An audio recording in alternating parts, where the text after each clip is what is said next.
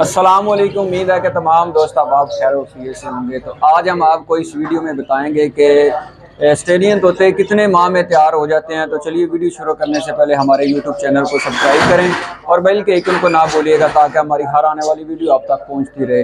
तो ये दरअसल ना बच्चे निकलने के बाद ये तकरीबन 2.5 से 3 माह बासानी लग जाते हैं इसको तैयार होने में। आप अगर इसको अच्छी से अच्छी खुराक देंगे तो ये कुछ दिन पहले भी तैयार हो जाएंगे। अगर आप इसको वैसे ही छोड़ देंगे, इनकी खुराक जो आप रेगुलर दे रहे हैं बाजरा वगैरह, फिर ये कुछ दिन लेट तैयार होंगे।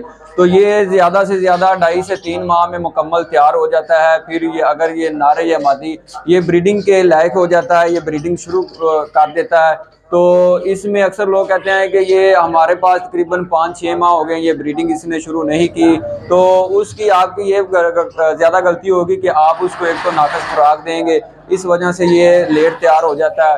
तो ये ज़्यादा देर नहीं लगती इसमें तैयार होने की, ये 2.5 से 3 महीने में बिल्कुल मुकम्मल तैयार हो जाता है। तो उम्मीद करता हूँ कि मेरी आज की वीडियो आपको अच्छी लगी है। तो अल्लाह हाफिज़।